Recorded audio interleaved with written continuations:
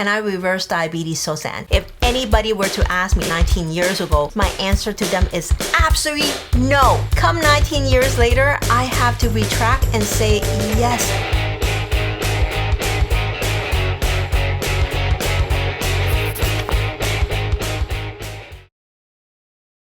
Everyone, today I'm going to talk about reverse diabetes. This is the question that I get asked all the time in my clinic. I remember when I started practicing as a dietitian 19 years ago, if anybody were to ask me, Sosan, can we reverse diabetes? My answer to them is absolutely no. No, there's no cure for diabetes. You can only manage your diabetes.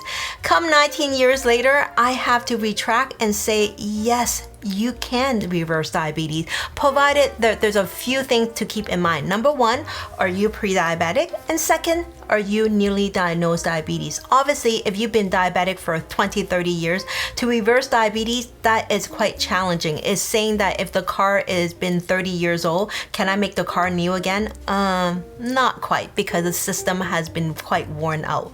But for people who are newly diagnosed diabetes, the great news is you can definitely reverse diabetes. Today, we are going to talk about that.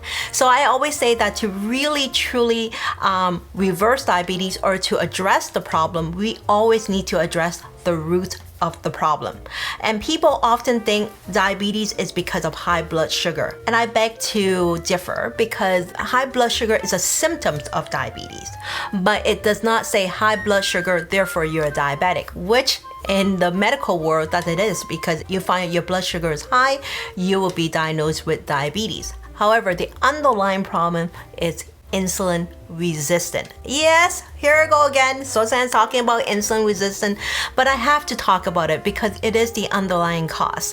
Because when we take medication, we take insulin, like injection of insulin, it can lower your blood sugar, but it didn't address insulin resistant. And that's why when people on medication, they take it for a long time because, again, they haven't addressed the root of that problem.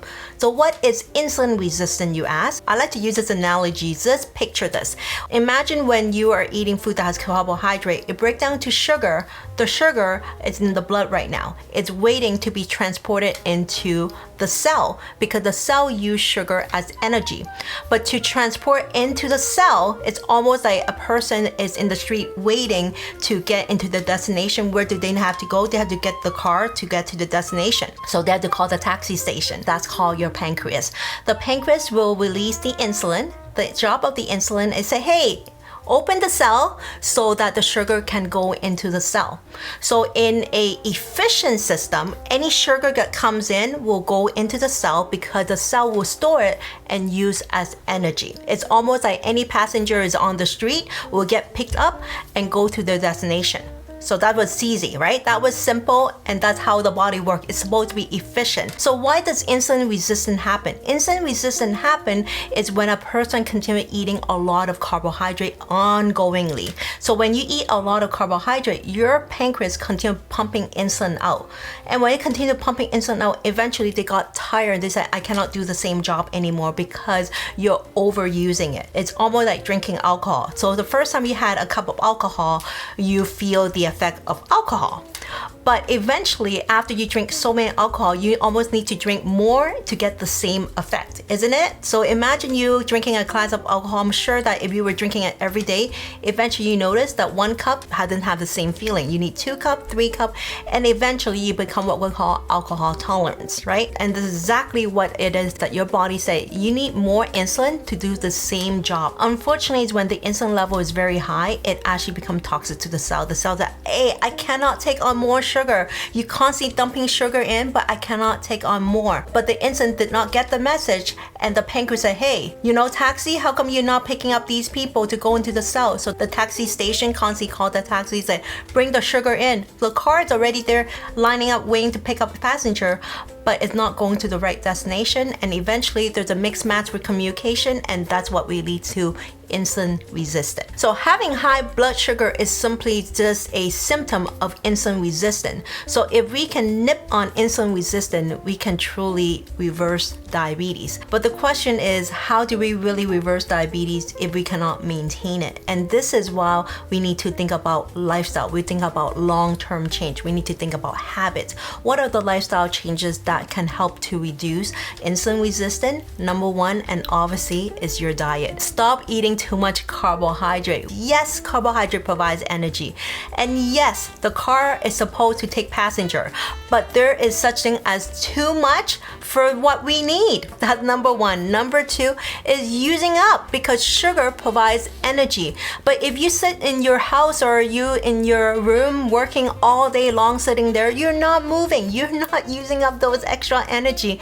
And this is why we have this traffic of sugar trying to get in, but the sugar inside the cell are not being used up. And number three is stress, because when we're stressed, we're telling our body that we need energy.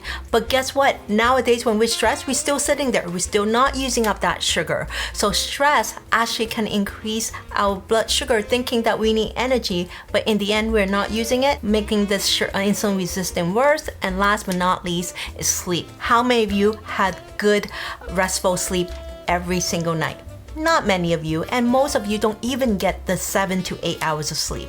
So when you combine a poor lifestyle habit from eating, from moving your body, from stress management, for your sleep quality, and we're not even talking about the environment and the rest of things. We talk about the most four basic pillar. And if you're not doing well in those areas, how can you address that? And if you truly address those four pillars, you will notice that eventually your insulin become more sensitive. I said originally that alcohol, before you might have 1 cup, you might feel the buzz, right? Then eventually, after a while, drinking 4 or 5 cups to have the same impact. How do you have the impact again with 1 cup feeling it?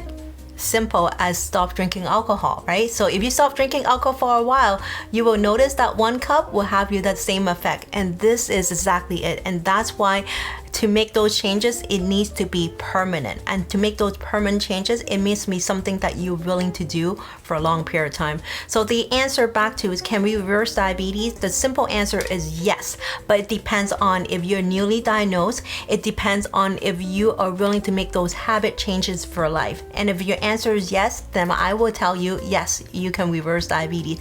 And I think that's great news. You can change it by simply changing your lifestyle. So I hope this information is helpful for you, but the most important for you to see perspective that things can change. I always believe that your health is in the control of your hand. How you want your health to be in the future really depends on you. My mission is to empower you to take some ownership in your health. The good news is we can change.